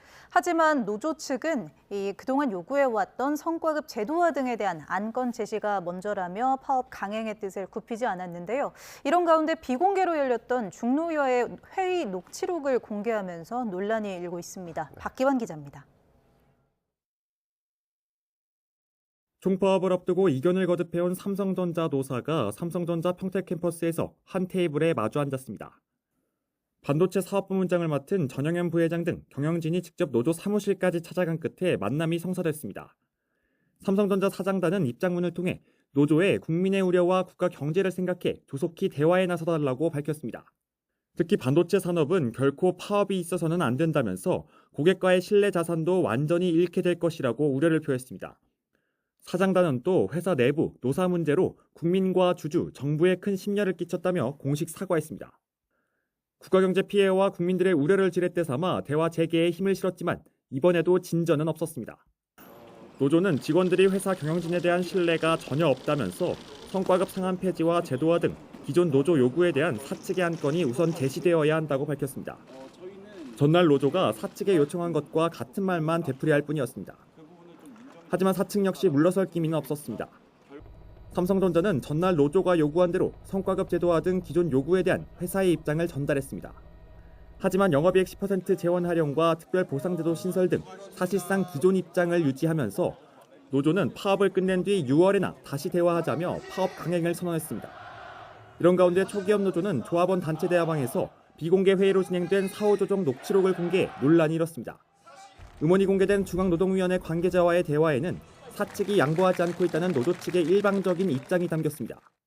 막상 만나보니까 또 10%의 특별보상 얘기하는 게 정상적인 거냐고요. 그러니까 저는 더 노사 같이 얘기할 생각 없으니까 조정안으로 주세요. 비공개 회의 녹취 공개로 도덕성 논란까지 불거지면서 총파업을 앞둔 삼성전자 노사 갈등이 더욱 격화하는 양상입니다. YTN 박규환입니다. 네, 이렇게 삼성전자 노조가 오는 21일 총파업을 예고하면서 수억 원대 성과급을 둘러싼 갈등이 커지고 있습니다. 시민들 사이에서도 갑론을박이 이어지고 있습니다. 이수빈 기자가 보도합니다. 삼성전자 초기업 노조가 오는 21일 총파업을 예고한 가운데 성과급 갈등에 대한 시민들의 의견을 물었습니다. 기업의 영업이익은 반도체 부족에 따른 슈퍼사이클과 수년에 걸친 투자를 바탕으로 한 것이기도 한데 노조의 요구가 과하다는 의견과 10억 원에 달하는 성과급을 둘러싼 갈등이 공감 가지 않는다는 반응도 있었습니다. 회사가 그만큼 성과를 내서 직원들이 요구를 할 수는 있지만 너무 성과로 번지려고 하는 느낌이에요. 하이닉스가 그렇게 많은 성과급을 지급하지 않았으면 삼성전자 그 노조도 그렇게까지 요구를 안 했을 것 같은 느낌? 평생을 벌어도 모을까 말까한 그런 금액을 서로가 얘기를 하는데 그것은 우리 생각으로는 좀 무리지 않나. 반면 노조의 파업이 정당한 권리라는 목소리도 나왔습니다. 노동자들의 헌신이 없었다면 산업 성장이 가능했겠느냐는 의견은 물론 경쟁업체와 비교해 이들이 느꼈을 상대적 박탈감을 지적하는 반응도 확인할 수 있었습니다. 하이닉스가 10% 줬잖아요. 그 정도는 주는 게 뭐 무리한 요구인가 싶기도 한데 할 수 있는 쟁의행위라고 저는 생각합니다. 저도 그 회사 사람이면 더 받고 싶을 것 같아요. 그 집단에 소속돼 있다, 내 이익이 눈앞에 있다고 하면은 그 사람들이 충분히 이해될 수 있을 거라 생각하는데요. 한편에서는 반도체 기업의 초과이윤을 주주와 노사를 넘어 사회적으로 공유해야 한다는 주장이 논란이 되기도 했습니다. 반도체 초과이윤 공유를 주제로 한 좌담회가 예고되자 참석자를 살해하겠다는 글이 온라인에 올라와 경찰이 출동하는 일까지 벌어진 건데 삼성전자 총파업을 앞두고 반도체 기업의 초과이윤을 둘러싼 논쟁이 노사를 넘어 사회 전반으로 확산하고 있습니다. YTN 이수빈입니다. 코스피가 장중 8천을 넘어서며 사상 첫 8천 시대를 열었지만 외국인과 기관의 매도세에 6% 넘게 급락한 채 장을 마쳤습니다. 원달러 환율은 한 달여 만에 1,500원대로 올라섰습니다. 보도에 김세호 기자입니다. 코스피가 한국 증시 사상 처음으로 장중 8천대를 돌파했습니다. 지난 6일 7천을 넘은 지 9일 만이고 거래일로는 7거래일 만입니다. 하지만 축제 분위기는 오래가지 못했습니다. 8천을 찍은 직후 외국인과 기관이 7조 원 이상의 팔자세로 차익 실현에 나서면서 가파르게 추락했습니다. 개인이 7조 넘는 순매수에 나섰지만 주가를 받치기에는 역부족이었습니다. 정해놓은 비중들이 있었는데 이게 가격이나 지수가 올라가면 비중을 넘게 됩니다. 이게 좋고 나쁘고를 떠나서 그냥 기계적으로 팔아야 돼요. 팔아서 비중을 줄여야 되거든요. 급락세가 이어지면서 한 달여 만에 매도 사이드카까지 발동됐습니다. 코스피는 결국 6% 급락한 7,493으로 거래를 마쳤습니다.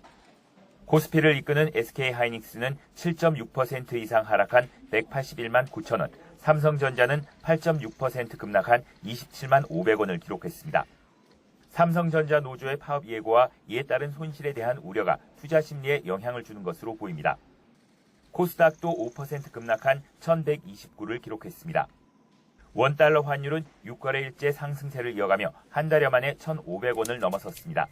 미중 정상회담에서 중동 분쟁과 관련한 뚜렷한 돌파구를 찾지 못했다는 시장의 실망감이 작용한 것으로 보입니다. YTN 김세호입니다. 더불어민주당 정청래 지도부가 제주도에 총출동해 6.3 지방선거 후보자들의 총력 지원에 나섰습니다. 국민의힘을 향해서는 네거티브 공세를 중단하고 정신을 차리라고 쓴소리했습니다. 양동훈 기자입니다. 1박 2일 울릉도 일정을 마친 더불어민주당 지도부는 곧장 제주도 섬 투어를 이어갔습니다. 우도 농장에서 땅콩 씨앗을 심으며 섬 생활 애환을 듣고 개선도 약속했습니다. 119 차가 출동을 하면 한 대밖에 없어가지고 다른 환자를 볼 수가 없습니다. 체험하고 땀 흘리는 것으로 그치지 않고 그것을 제도화하고 법제화하는 일을 게을리 하지 않겠습니다. 후근했던 표정의 민생 행보때와 달리 국민의힘을 향해선 매섭게 쓴소리했습니다. 윤 어게인 내란 부활 공천을 일삼더니 엉뚱하게 공소 취소 저지 선대위를 출범했다면서 정책과 비전, 인물, 소통, 양심이 없는 오무 선대위라고 평가절하했습니다. 야당국이 있다. 장동혁 대표는 민주당의 전략자산이다. 이런 말들을 하는데 제정신을 차렸으면 좋겠습니다. 또 장동혁 대표가 이재명 대통령에게 반말로 흑색 선전과 중상모략을 일삼는다며 제1야당 대표의 품위를 지키라고 일갈했습니다. 국가 수반인 대통령께 거의 반말적으로 요즘 일관하고 있습니다. 스스로를 깎아내리는 행동이라는 걸 꼭 명심하기 바랍니다. 정청래 지도부가 전국 팔도를 광폭 행보하고 현장의 민심도 나쁘진 않다지만 저도 다녀보면 솔직히 분위기 좋거든요. 한국갤럽 여론조사를 보면 여당 후보가 다수 당선돼야 한다는 대답과 야당 다수 당선을 바라는 응답의 격차가 줄어드는 추세입니다. 민주당은 후보들이 선거운동에 쓸 수 있는 유세 노래 4종을 공개하며 굳히기에 나섰습니다.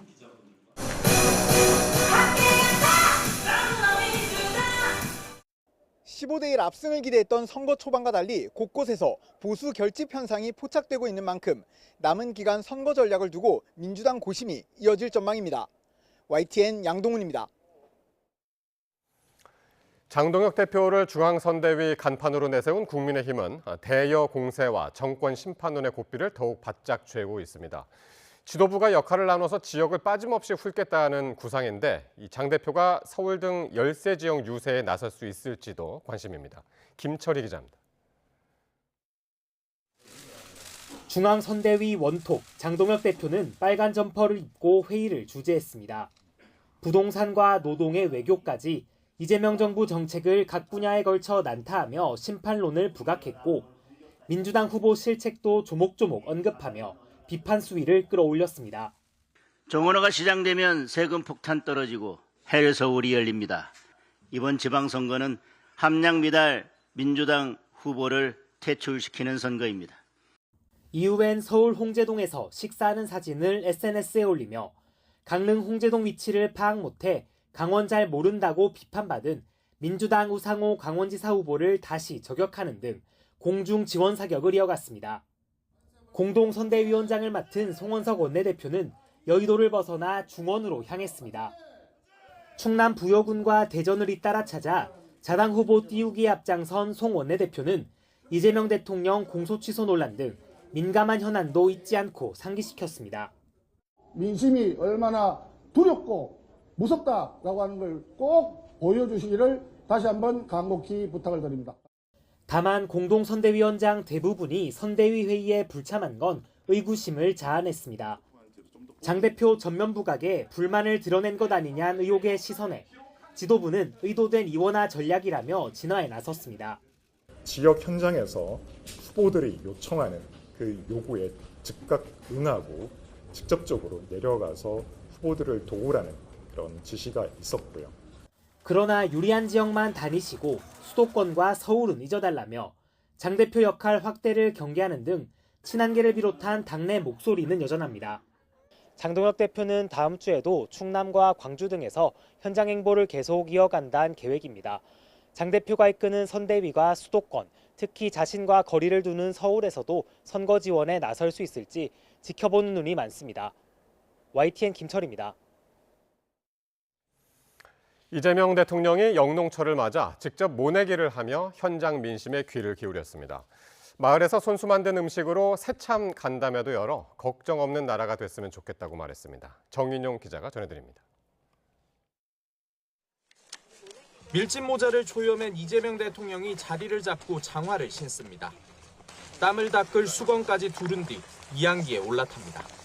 기계 설명을 간단히 들은 이 대통령, 곧바로 벼 모판을 장착시킵니다. 잘하십니다. 생각보다 잘하죠. 어렵지도 않네. 요란한 엔진 소리와 함께 운전대를 잡은 이 대통령이 일정한 간격으로 논바닥에 어린 모를 잇따라 꽂습니다. 대구 군위군의 한 마을에서 영농철 시작을 알리는 모내기 작업을 직접 체험한 겁니다. 한껏 모내기 실력을 뽐낸 이 대통령, 이양기에서 뛰어내려 안전하게 착지하자 농민들의 환호 소리는 더 커졌습니다.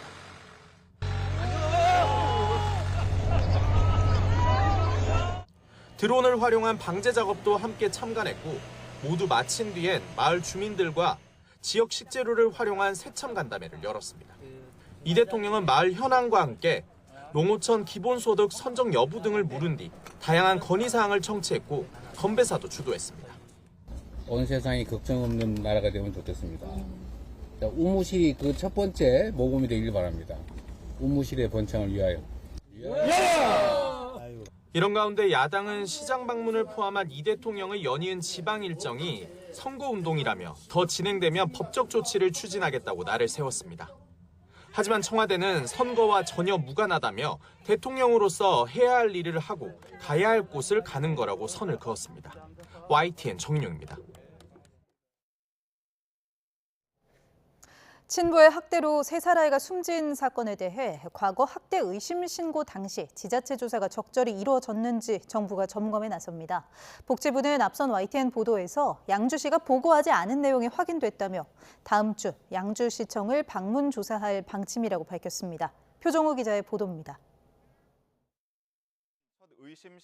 3살 아이 사망 사건과 관련한 YTN 보도로 지난해 12월 첫 학대 의심 신고 이후 양주시가 2달이 지나서야 조사에 착수한 사실이 드러났습니다. 가정 방문 등 현장 조사도 진행하지 않은 상태로 회의를 열어 학대가 없다고 판단한 정황도 확인됐습니다. 양주시가 안일한 대응으로 학대를 막지 못한 것 아니냐는 지적이 잇따르자 정부가 양주시청을 상대로 현장 점검에 나서기로 했습니다. 보건복지부는 다음 주 양주시청을 직접 방문해 당시 조사 착수와 사례 판단 과정이 아동학대 대응 매뉴얼에 맞게 이뤄졌는지 확인할 예정입니다. 복지부는 YTN 보도에서 양주시가 보고하지 않은 내용이 확인돼 현장 점검을 결정했다고 밝혔습니다. 개별 아동학대 사건 조사는 지자체장 권한으로 진행돼 중앙정부의 모든 정보가 공유되지는 않는다면서도 사회적으로 관심이 있고 부처 차원에서 더 챙겨볼 필요가 있다고 판단돼 이같이 결정했다는 설명입니다. 복지부는 이와 함께 당시 담당 공무원이 경찰과 동행 출동하지 않은 경위, 어린이집 방문 조사를 생략한 배경 등 양주시의 대응이 적절했는지 전반적으로 들여다볼 걸로 보입니다.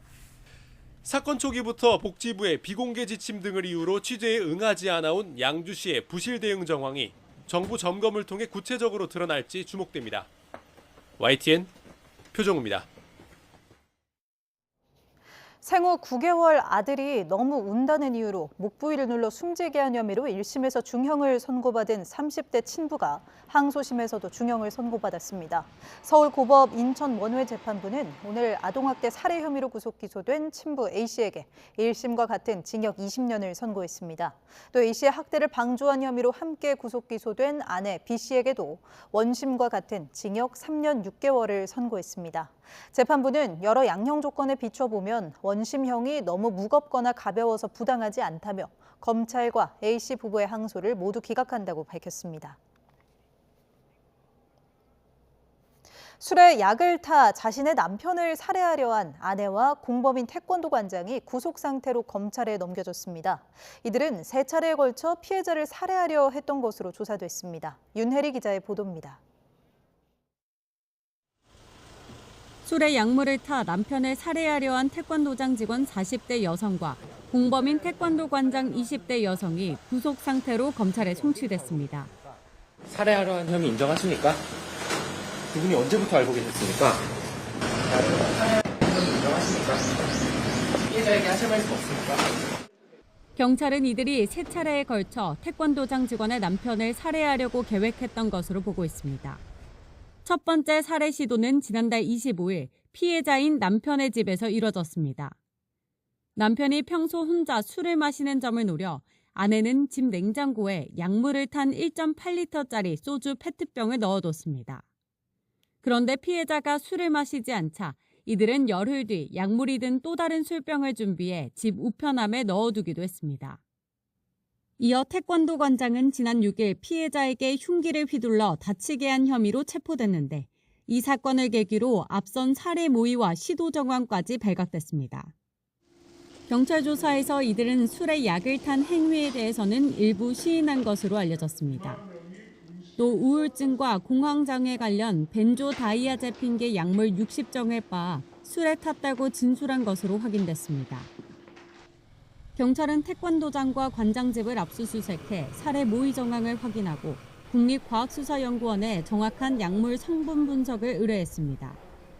앞서 경찰은 남편과의 관계를 끝내고 싶어한 직원을 관장이 도우며 범행에 이르게 된 것으로 보고 수사를 진행했는데 정확한 범행 동기에 대해서는 밝힐 수 없다고 말했습니다. YTN 윤혜리입니다. 인천지방법원은 유명 유튜버를 납치해 살해하려 한 혐의로 구속돼 재판에 넘겨진 20대 남성 A씨 등 주범 2명에게 각각 징역 30년과 징역 25년을 선고했습니다. 또 이들에게 범행 도구를 빌려준 혐의로 구속 기소된 30대 남성 B씨에게는 징역 5년을 선고했습니다.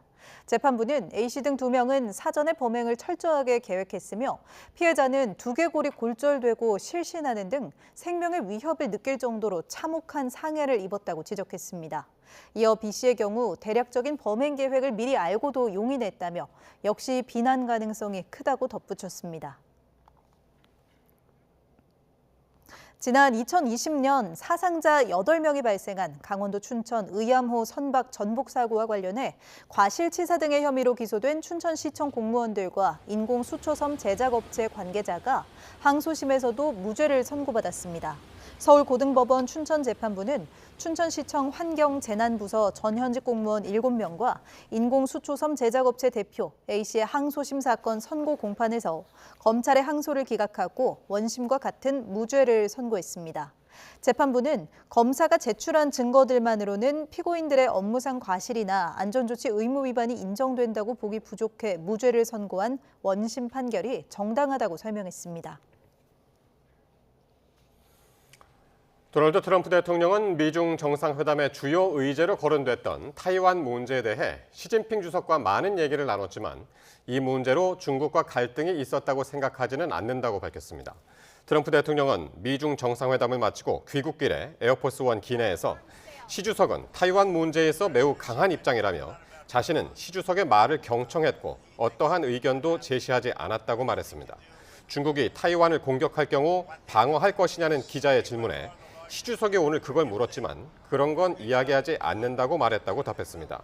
시 주석의 질문이 사실이라면 그것은 시 주석이 타이완에 대한 무력 통일 시나리오를 염두에 두고 있음을 시사했다는 뜻이어서 파장이 예상됩니다. 주요 외신들은 이번 미중 정상회담이 핵심 현안에 대한 실질적 돌파구를 마련하지 못한 채 끝났다고 평가했습니다. 이란 문제에 대한 양측의 온도차가 드러났고 타이완과 반도체 등 충돌 요인은 그대로 남았다는 분석도 나왔습니다. 로이터 통신은 트럼프 대통령이 시 주석에게 찬사를 아끼지 않았지만 별다른 성과 없이 빈손으로 귀국길에 올랐다고 보도했습니다. 미국 뉴욕타임스도 무역 분쟁이나 이란 전쟁 등 주요 현안의 해결책이 마련됐다는 징후는 보이지 않는다고 짚었습니다. 트럼프 미국 대통령이 시진핑 주석을 9월에 미국으로 초청한 건 정상회담을 11월 중간 선거에 이용하려는 노림수라는 분석이 나옵니다. 이번 방중에서 나오지 못했던 이른바 빅딜도 그때 성사될 가능성이 커 보입니다. 고한석 기자가 보도합니다. 베이징 인민대회당 국빈 만찬장. 트럼프 미국 대통령이 시진핑 국가주석을 미국으로 공식 초청합니다. Thank you again, President Xi, for this beautiful welcome. And tonight it is my honor to extend an invitation to you and Madam Peng to visit us at the White House this September 24th. And we look forward to it. 날짜는 9월 24일, 11월 3일 미국 중간선거를 한 달 남짓 앞둔 시점입니다. 임기 내 마지막 선거인 중간선거에서 민주당에 의회 권력을 뺏기면 트럼프는 식물 대통령으로 전락합니다. 트럼프로서는 유권자의 표심을 흔들 한 방이 필요한데 시진핑의 방미가 그 역할을 할 수 있습니다. 선거를 코앞에 두고 이번 방중보다 더 극적인 성과를 발표하는 겁니다. 농산물, LNG, 항공기 수출에 완전한 도장을 찍고 안보와 무역 분야에서 더 크고 새로운 이른바 빅딜이 나올 수 있습니다. 11월 중간선거를 딱 목전에 두고 9월 24일 시진핑 주석의 답방을 이제 만들어 놓은 거거든요. 그럼 이제 그때쯤 해서 아마 어제 오늘 있었던 성과보다 훨씬 더 큰 성과들을 만들어내고 그것을 중간선거에 그대로 이어가려고 하는.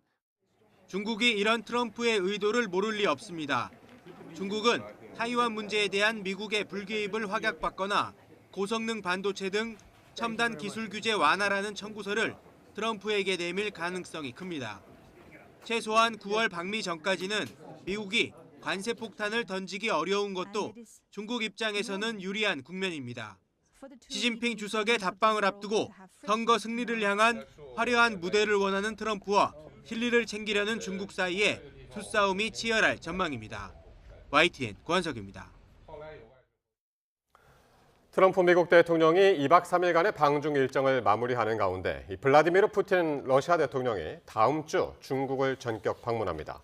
홍콩 사우스 차이나 모닝 포스트는 푸틴 대통령이 오는 20일 하루 일정으로 중국을 방문할 것으로 예상된다고 전했습니다. 이번 방문이 러시아와 중국 간 일상적 교류의 일환이고 성대한 환영 행사가 열릴 가능성은 없다고 덧붙였습니다. 다카이치 사나의 일본 총리가 15일 중국 방문 일정을 마친 도널드 트럼프 미국 대통령과 통화했습니다.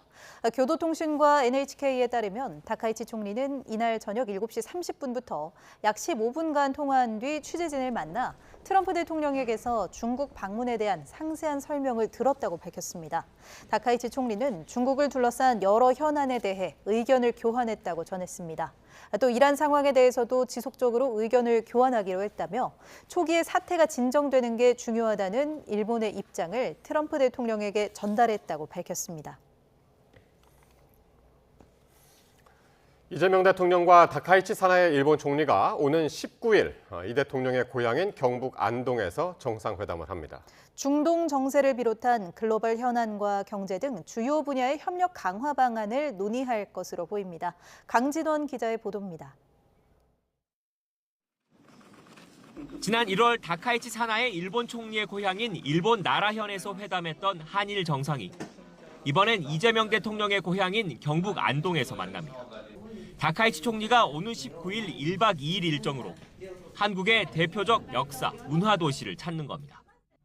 이 대통령의 초청에 다카이치 총리가 화답하면서 한일 정상 간 고향 셔틀 외교가 4개월 만에 성사됐습니다. 정말 대단합니다. 두 정상은 오는 19일 소수 핵심 참모만 배석하는 소인수 회담에 이어 확대 회담을 진행하고 회담 결과를 공동으로 언론에 발표할 계획입니다. 만찬과 더불어 정상 간 별도의 친교 일정도 예정돼 있습니다. 감사합니다. 지난해 10월 경주 에이펙 정상회의 때 이후 네 번째 이뤄질 이번 만남에서 양국 정상은 주요 현안에 대한 협력 강화 구상을 논의할 거로 보입니다. 두 나라 모두 중동산 원유 의존도가 큰 만큼 대체 공급선 확보와 호르무즈 해협 항행 자유를 위한 공조 방안을 우선 다룰 거로 전망됩니다. 한미일 안보 협력과 북핵 대응, 경색된 중일 관계와 같은 안보 이슈와 국민 보호 등 민생과 경제 분야의 협력 증진도 주요 의제로 꼽힙니다. 일본이 주도해온 아시아 태평양 지역 국가들의 대규모 자유무역 협정인 CPTPP, 즉 포괄적 점진적 환태평양 경제 동반자 협정에 우리나라가 가입하는 문제 또한 테이블에 오를 가능성이 있습니다. 급변하는 국제 정세와 통상 질서를 헤쳐나가기 위해서는 한일 양국이 지금의 경제적 파트너십을 더욱 발전시킬 필요가 있다는 데 공감하고 청와대는 양국의 지방 도시에서 잇따라 열리는 정상회담이 미래지향적 한일 관계 발전 기반을 더 단단히 다지는 계기가 될 것으로 기대하고 있습니다. YTN 강준원입니다.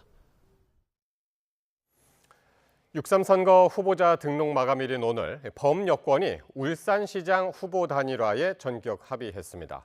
경기 평택을과 부산 북구 갑 등 격전지에서도 연대 필요성은 공감하고 있지만 아직은 각계전투 분위기입니다. 황보혜경 기자의 보도입니다. 조국혁신당이 민주당 김상욱 후보 지지를 선언하고 물러난 이튿날 민주당과 진보당은 단일화 합의문에 도장을 찍었습니다. 100% 여론조사 경선 방식으로 21일 전에 후보 한 명을 확정하기로 했습니다. 단순히 당과 당과 합치는 것이 아닙니다. 반드시 승리해서 시민들에게 돌려줘야 될 우리는 사명과 과제를 부여받았다. 투표용지 인쇄 전날인 17일까지 합쳐야만 사퇴 표기가 가능한 만큼 속도도 중요한데 국민의힘 김두겸, 무소속 박맹호 후보 간 보수연대는 제자리 걸음입니다. 삼선 시장을 지낸 박 후보는 YTN에 당이 이유도 알 수 없는 컷오프에 이어 자신의 사퇴까지 기정사실화한다면서 단일화는 희망 고문이라고 일축했습니다. 수도권 최대 격전지 경기 평택을에서도 범여권 단일화 요구가 크지만 점입가경, 내전이 고조되는 모습입니다. 민주당 내부에선 조국 대표가 국민에게 윤석열 정권의 악몽을 겪게 했다는 책임론이 제기됐고 친노 친문 핵심 이호철 전 청와대 민정수석은 동지 조국을 지지한다며 오히려 검사 출신인 민주당 김용남 후보가 의심스럽다고 맞받았습니다. 민주당은 단일화 움직임도 계획도 없다면서 거듭 경고장을 날렸습니다. 다른 당 후보 혹은 무소속 후보를 지지하거나 또 뭐 선거운동을 하거나 하는 행위에 대해서는 해당 행위로 간주하겠다는 것은 여전히 그 유효한 기준이자. 보수 진영 화두는 부산 북구 앞 단일화인데 국민의힘 입장은 단호합니다. 단일화에 대해서는 전혀 검토하고 있지 않고요. 정치 공학적 시도에 흔들리지 않고 승리할 수 있는 충분한 역량과 경쟁력을 가지고 있습니다. 장동혁 대표는 표 계산만 하는 단일화는 보수 가치에 부합하지 않는다고 일축했고 무소속 한동훈 후보 역시 민주당이 가장 두려워하는 사람은 자신이라며 완주 의지를 다졌습니다. 단일화는 한석을 확보할 필살기인 동시에 과정과 결과에 따라 민주당 정청래, 국민의힘 장동혁 대표의 당권 행보에도 결정타가 될 전망입니다. YTN 황보혜경입니다. 국민의힘 김두겸 울산시장 후보 측은 더불어민주당과 진보당 간의 울산시장 후보 단일화 합의를 두고 나눠 먹기에 야합이라고 날을 세웠습니다. 김 후보 선대위 소속 문호철 대변인은 양측이 시장과 남구청장 자리 등을 나눠 갖기로 했다면서 표를 흥정하고 의석을 거래하는 게 단일화의 실체라고 비판했습니다.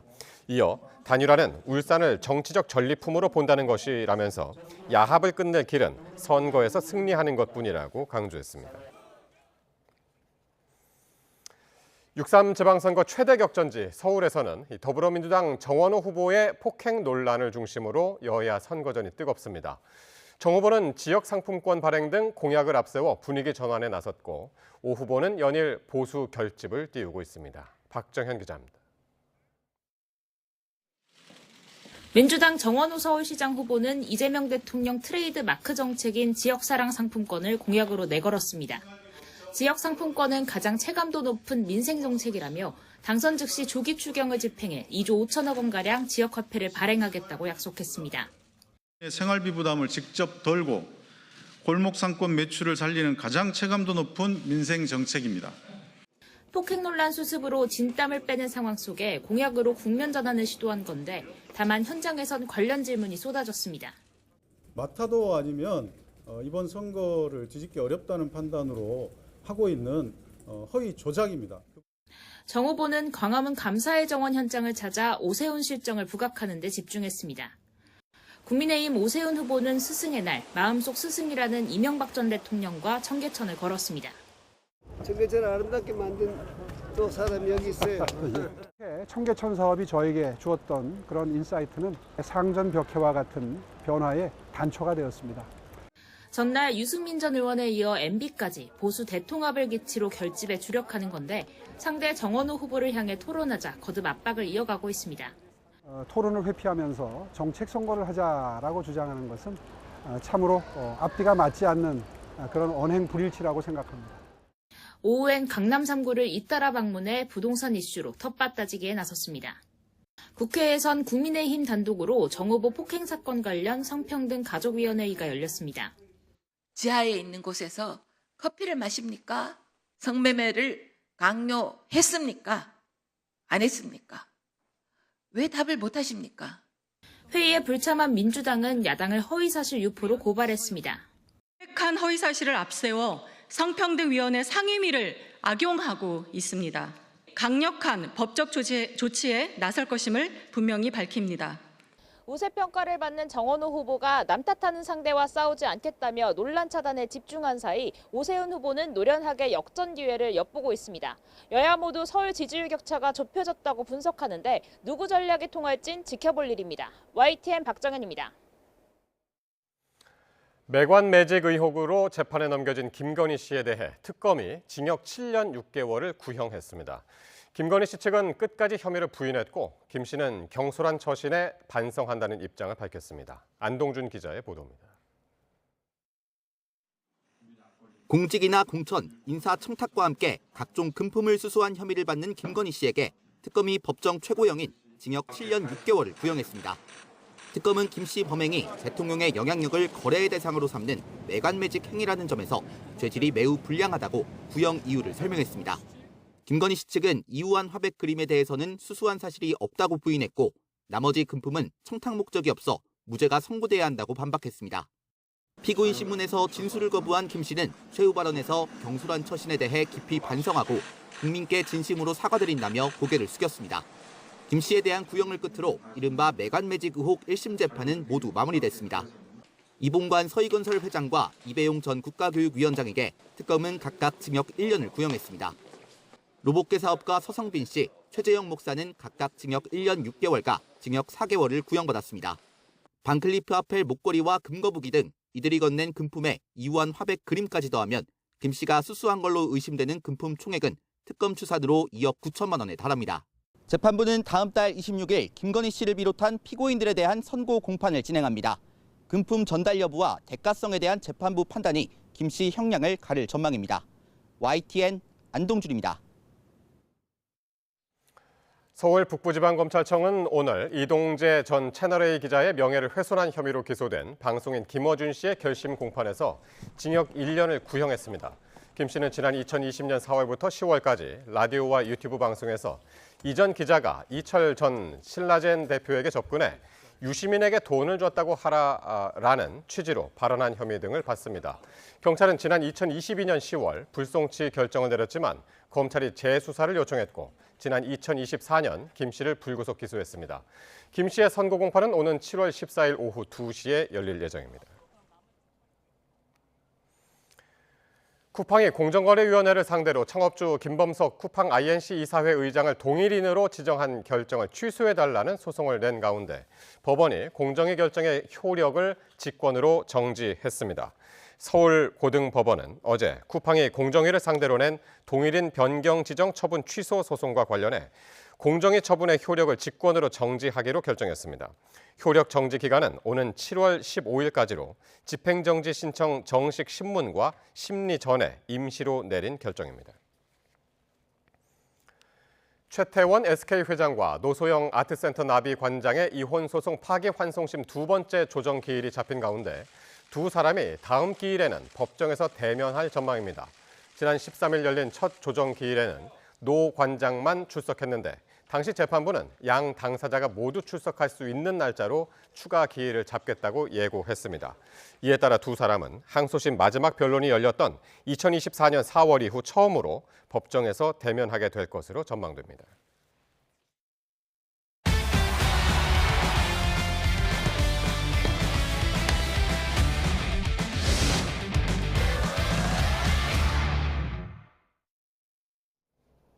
프로야구 기아와 삼성이 경기 막판 역전과 재역전을 주고받는 명승부를 펼쳤습니다.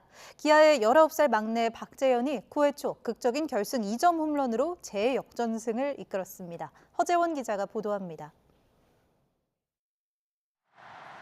기아의 승리가 굳어지는 듯했던 8회 말 투아웃 이후 경기는 요동치기 시작했습니다.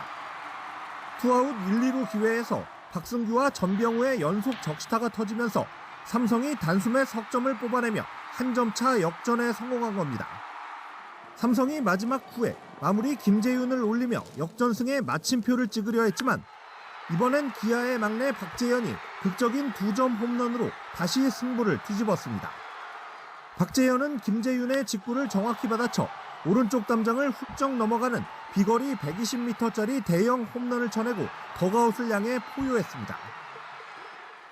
역전과 재역전을 거듭한 명승부는 기아 우익수 박정우의 호수비와 함께 기아의 짜릿한 재역전승으로 마무리됐습니다.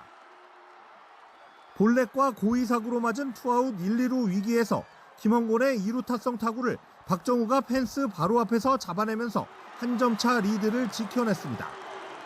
한화 문현빈이 KT 선발 고영표를 상대로 전세를 뒤집는 2점 홈런을 쳐냅니다. 한 점 차 불안한 리드를 지키던 8회에는 페라자가 2점 홈런으로 점차를 석점까지 벌리며 승부에 쐐기를 박습니다. 문현빈과 페라자의 홈런 2방을 앞세운 한화는 KT를 5대3으로 꺾고 2연승을 달렸습니다. 한화 선발 왕앤청은 5회까지 삼진을 8개나 잡아내며 2실점의 호투를 펼쳐 시즌 4승째를 수확했습니다. 선발 알칸타라가 집에까지 한 점만 내주는 역투를 펼친 꼴찌 키움은 NC를 4대 1로 꺾었습니다. YTN 허정원입니다. 프로 당구 PBA, LPBA 투어가 내일 시즌을 시작합니다. 지난 시즌을 빛낸 스타들은 저마다 다른 시즌 목표를 밝혔고 강동궁은 최성원과 한 팀에서 시즌을 시작하게 됐습니다. 김동민 기자가 보도합니다. 지난 시즌 최연소 월드 챔피언에 오른 김용원은 체력을 키우며 새 시즌을 준비했습니다. 시즌 목표는 3승 이상. 제 마음속에서는 3승 이상 해보고 싶습니다. 지난 시즌 MVP 산체스는 개인 연습장을 마련하고 더 많은 경기에 집중할 수 있도록 체력과 정신력을 무장하겠다고 밝혔습니다. 팀 리그 우승에 대한 열망도 숨기지 않았습니다. My target is to win. I prefer really to choose and go for team league. I think team league is something very nice. 8개 대회를 연속 우승하고 월드 챔피언십과 MVP를 휩쓴 김가영은 특별한 목표가 있습니다. 지금은 어쩌면 정말 이제 셀렉션 선수들처럼 조금 더 나다운 공을 치고 조금 더 완벽한 모양으로 공을 치고 그것들을 찾아가고 이런 것에 한 번씩 재미를 느끼고 또 노력을 그 부분에 많이 하고 있는 것 같습니다. 팀리그 원년 멤버 SK 렌터카의 해체로 강지은과 에디 레펀스는 하이원 리조트에서 뛰고 조건희는 웰컴 저축은행에서 뛰게 됐습니다. 강동궁은 최성원이 있는 휴원수에서 새 시즌을 시작합니다. 제가 아마추어 시절부터 이렇게 우리 최성원 선수를 너무 좋아하고 항상 이렇게 너무 좋아하는 형이라서 그 팀에 가면 그래도 참 재밌겠구나 이렇게 생각을 했었는데 제 바람대로 또 휴원수라는 또 우리 좋은 팀에 가게 되어서 너무 기분이 좋고요. PBA 투어는 주말 고양 킨텍스에서 우리금융캐피탈 챔피언십을 시작으로 막을 올리고 팀리그는 오는 7월에 1라운드를 시작합니다. YTN 김동민입니다.